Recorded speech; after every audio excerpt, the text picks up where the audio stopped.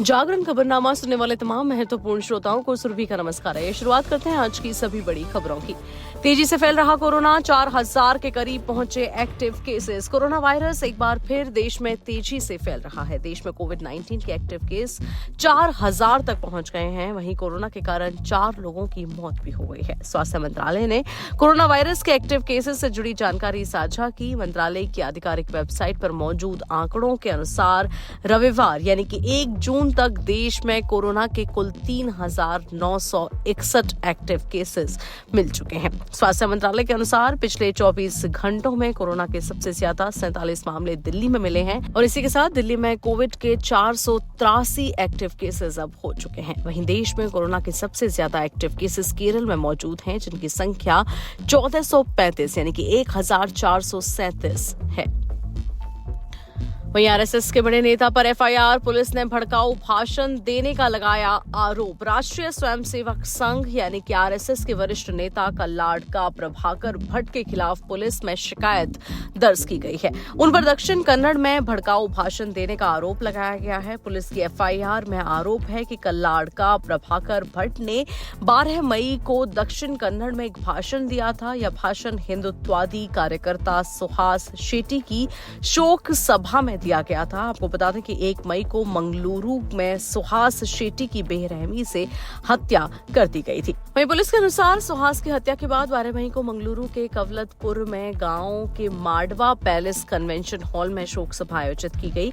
यह जगह बटवाल ग्रामीण पुलिस स्टेशन के अधिकार में आती है। शोक सभा में आरएसएस नेता कल्लाडका प्रभाकर भट्ट ने लगभग 500 लोगों को संबोधित किया और इस दौरान उन्होंने कथित रूप से भड़काऊ भाषण दिया, जिससे सार्वजनिक सद्भाव बिगड़ने के साथ साथ समुदायों में दुश्मनी भी बढ़ सकती थी। कल्लाडका प्रभाकर भट्ट के खिलाफ भारतीय न्याय संहिता यानी कि बीएनएस के तहत शिकायत दर्ज कर ली गई है। पुलिस मामले पर कानूनी कार्रवाई करते मामले की जांच कर रही है। वहीं नॉर्थ ईस्ट में बाढ़ से तबाही, सिक्किम में 32 की मौत तो मणिपुर में 3,300 घर हो चुके हैं तबाह। नॉर्थ ईस्ट में बारिश से हाहाकार मचा हुआ है। कई राज्यों में लोग बारिश से बुरी तरह प्रभावित हुए हैं। वहीं मणिपुर में मानसून ने भारी तबाही मचा दी है। बाढ़ के कारण 19,000 से ज्यादा लोग प्रभावित हुए हैं। अधिकारियों ने इसकी जानकारी दी।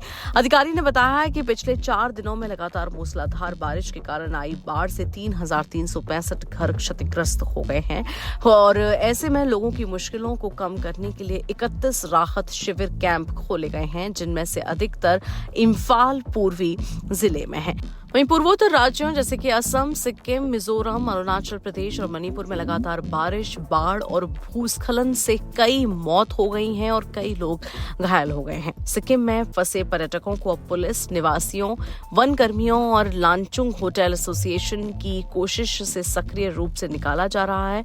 बताया जा रहा है कि 32 लोगों की इसमें मौत हो गई है। वहीं ऑपरेशन सिंदूर के बाद भारत का पहला सैन्य अभ्यास हो चुका है शुरू। भारत और मंगोलिया की सेनाओं के बीच सालाना संयुक्त सैन्य अभ्यास नोमैटिक एलिफेंट 2025 उलान बटार में 31 मई से शुरू हो गया है। पाकिस्तान के खिलाफ ऑपरेशन सिंदूर के बाद भारतीय सेना का यह पहला अंतर्राष्ट्रीय संयुक्त अभ्यास इस लिहाज से भी महत्वपूर्ण है कि चीन से अच्छे रिश्ते होने के बावजूद भारत ने अपने मैत्रीपूर्ण तथा रणनीतिक संबंधों को मंगोलिया बेहद अहम मानता है। भारत के कई पड़ोसी देशों से उतार चढ़ाव के संबंधों के बीच मंगोलिया एशिया में भारत का एक भरोसेमंद सामरिक तथा आर्थिक सहयोगी है। भारत मंगोलिया के बीच रिश्तों की प्रगाढ़ता का अंदाजा इससे भी लगाया जा सकता है कि दोनों देशों का संयुक्त सैन्य अभ्यास नोमैटिक एलिफेंट का यह 17वां संस्करण है। मंगोलिया की राजधानी उलान बटार स्थित विशेष बल प्रशिक्षण केंद्र में संयुक्त अभ्यास शुरू होने के मौके पर वहां स्थित भारत के राजदूत अतुल मल्हारी गौडसुर्वे और मंगोलियाई की ओर से मेजर जनरल लखगवा सुरेन गनसेलम सहित ने इसमें भाग लेने वाले दोनों सैनिकों को अपनी शुभकामनाएं दी। साथ ही उम्मीद जताई कि अभ्यास दोनों देशों के सशस्त्र बलों के बीच अधिक सहयोग और आपसी समझ को बढ़ावा देगा। इसी के साथ आज की सभी फटाफट खबरों में इतना ही। देश और दुनिया की तमाम बड़ी खबरों के लिए सुनते रहिए जागरण पॉडकास्ट का एक खास कार्यक्रम। यहाँ प्रदर्शित सभी खबरें दैनिक जागरण के ई पोर्टल से ली जाती हैं। इन खबरों को विस्तार से पढ़ने, समझने और जानने के लिए आप विजिट कर सकते हैं हमारा ई पोर्टल। अपने ब्राउजर पर जाएं और टाइप करें www.jagran.com।